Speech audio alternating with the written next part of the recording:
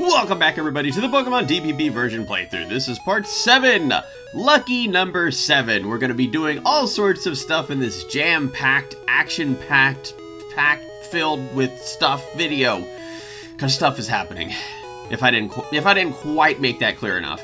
Also, yay! I finally got to read the sign in Cerulean City. It's about time.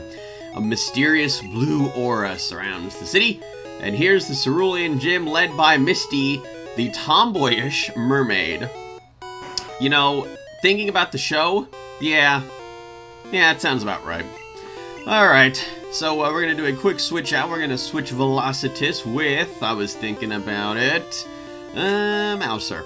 Because why not? You know, he's a little bit weaker than everybody else at this point because everybody else, well, aside from Velocitus, has evolved at least once. So, you know, it's friggin'... He doesn't really have as much HP, as you can tell from just looking at the Pokemon list.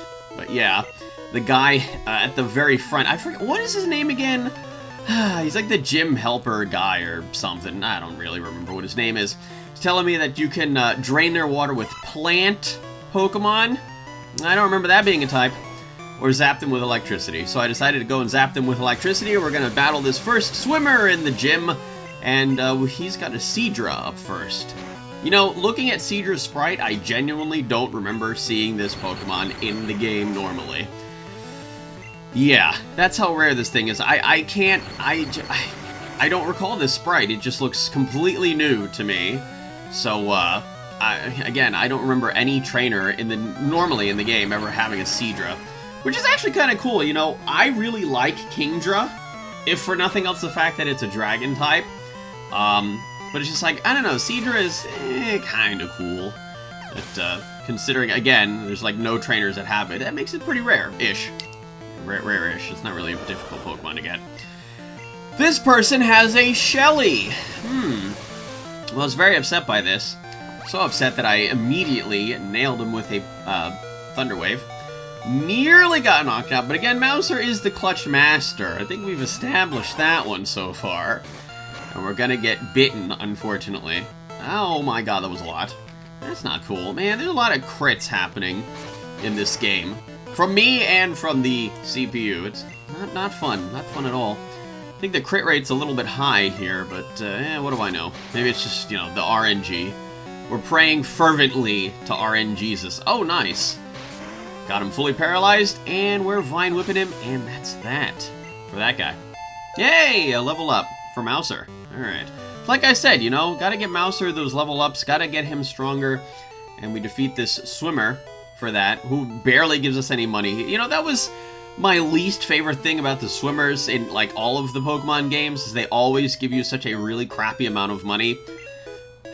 I guess it's just like the idea was, you know, they don't have like pockets or anything, you know, they're just wearing a wetsuit.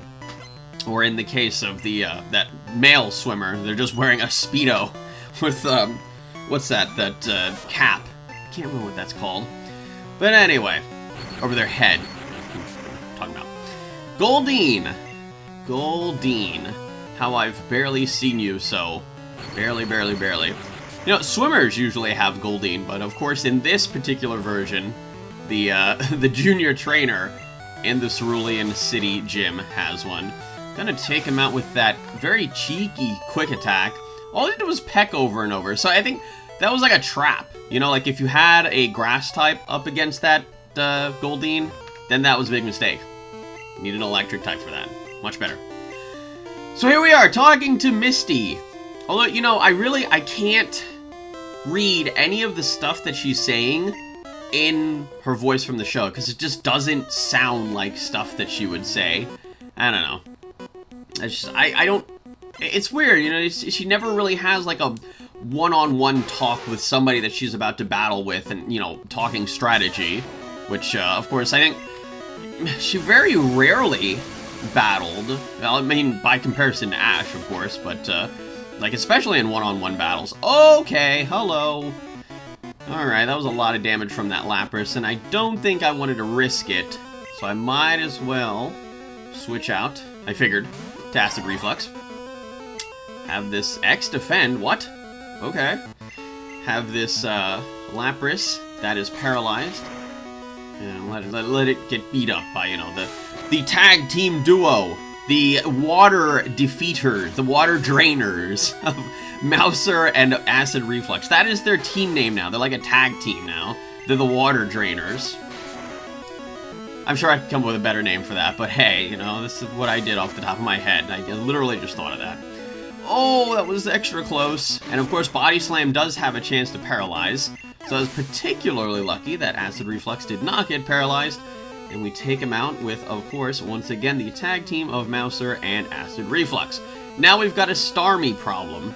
I was really thinking about this one because I was just like, well, you know, Acid Reflux is part poison, so if that thing has a Psychic type attack, I'm royally screwed. So I figured oh, look at this. Figured I might as well just switch out to Velocitus. Maybe not the best idea, so I figured, okay, let's just go back to the other two. Because this thing is just gonna keep... Okay, well, how many of those things does she have? Well, I guess she only needs 2, but still. Another X defend for the Starmie, that's... Yeah, okay, it's just, it keeps using Harden. Okay. So, if you were ever thinking about using, you know, like, specific physical attacks in this battle, well, boy, does this thing have a...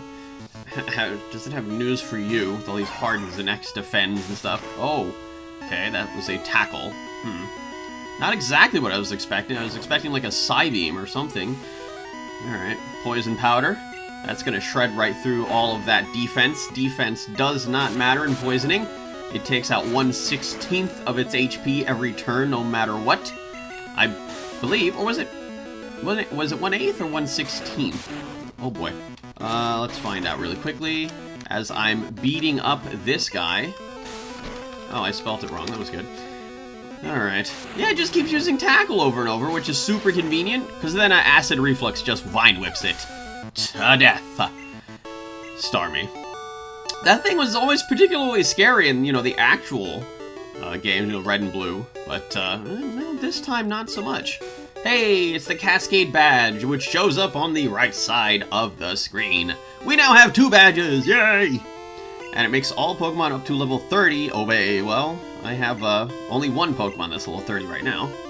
But, yeah. Oh, and now we can use Cut outside of battle. How exciting. She also gives us TM11, which I had to talk to her again to learn about. And that's Bubble Beam, which you can use to teach on aquatic Pokemon.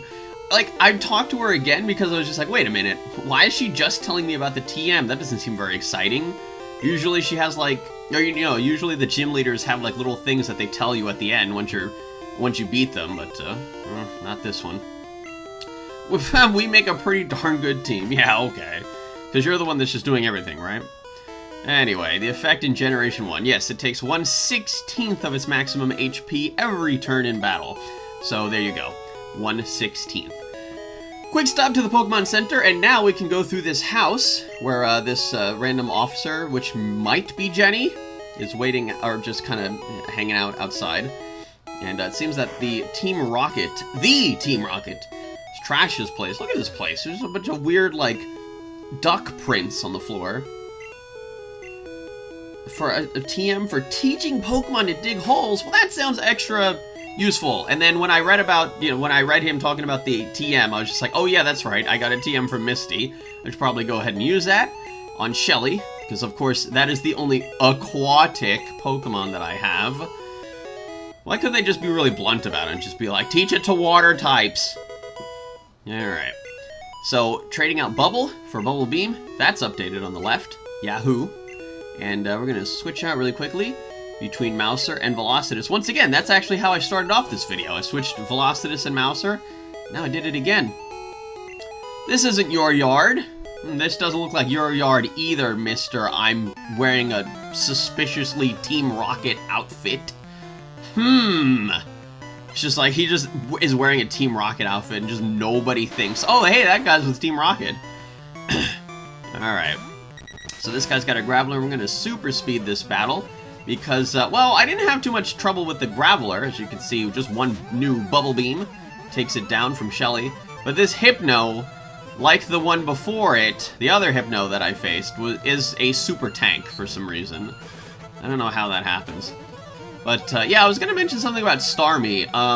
Starmie will always remind me of the old man glitch in Generation 1 because of the way that I had my name set up. It was Anthony in all capital letters. And so depending on the letters that you have in your name and what slots they're in, when you do the old man glitch, it basically, your name dictates what wild Pokemon and what levels they will be, like what you can encounter. And one of them I will always remember, I almost said always forget, was a very high level Starmie, and as I notice it now, it was in the Y slot. It's a level 152 Starmie. And then there was also the level 147 Haunter that I got because I had a T in the 3rd slot of my name. And then in the 5th slot of my name, there was an O, so that meant I also ran into a Clefable at level 142. Unsurprisingly, I caught them all because I thought that was really cool.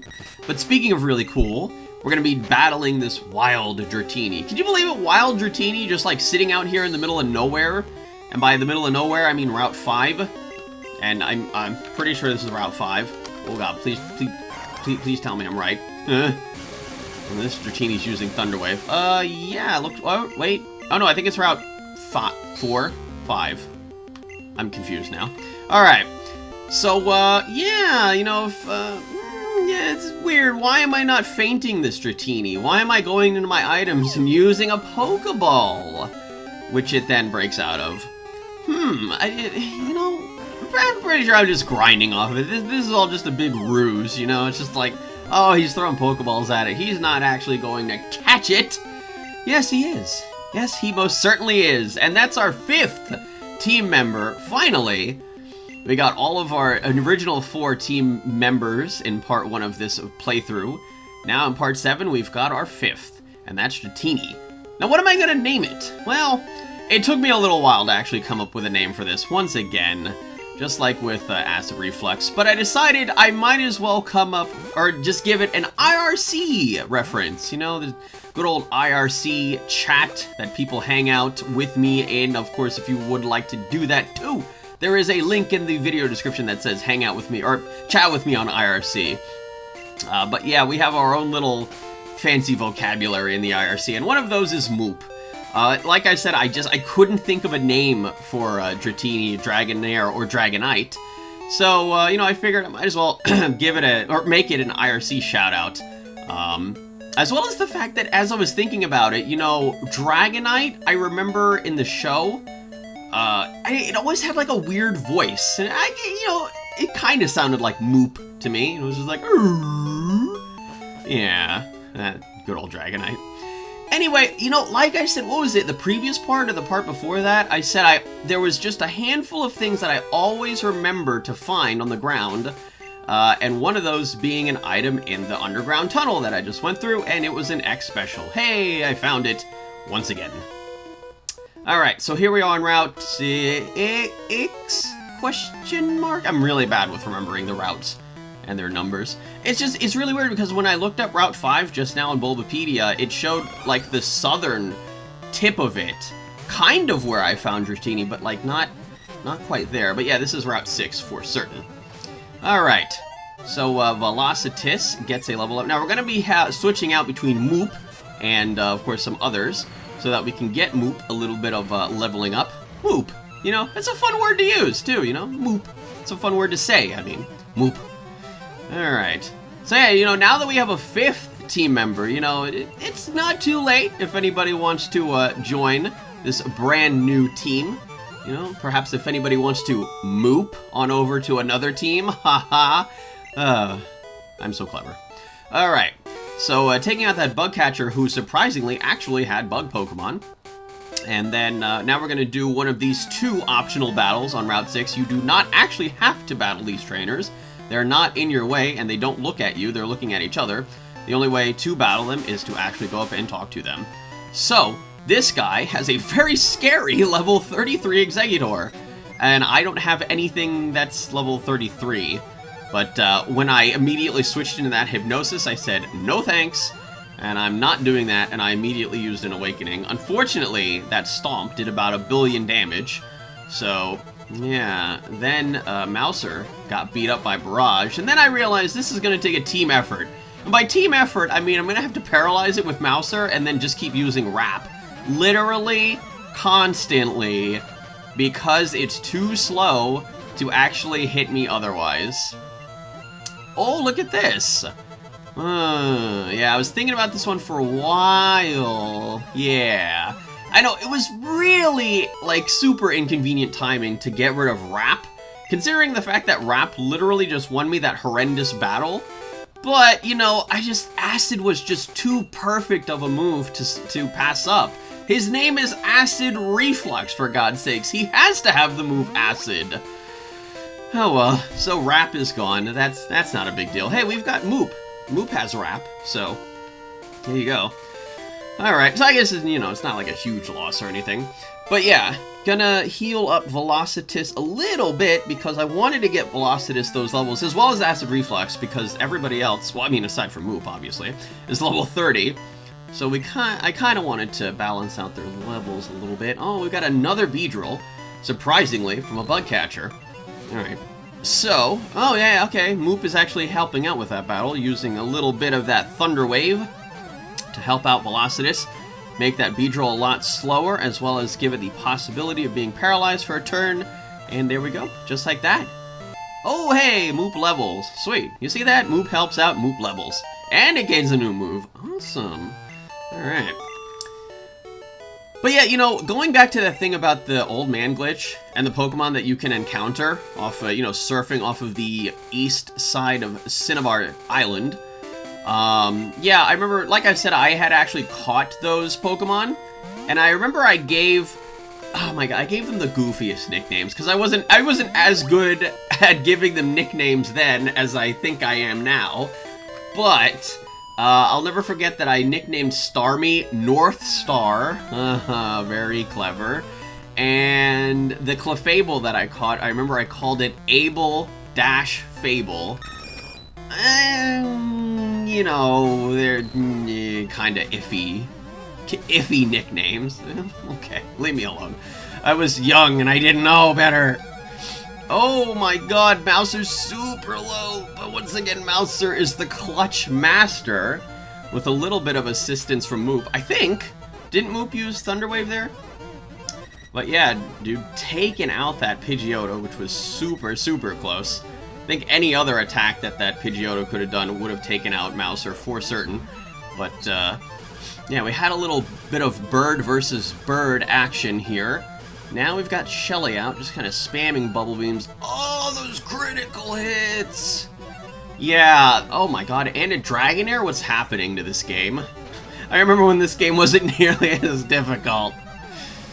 Alright, we're gonna give it a little bit of poison, taking a paralysis. Unfortunately, we're using our brand new acid attack, which has a, I believe it's a particularly high chance to lower the target's defense, which does happen this time, so it makes any other subsequent acids do a lot more damage as well. A little bit of a time skip because I decided to go all the way back to the Cerulean City Pokemon Center to heal up because everybody was, you know, like half dead, so I wanted to make sure that, you know, I didn't get totally swept by this level 32 Lickitung.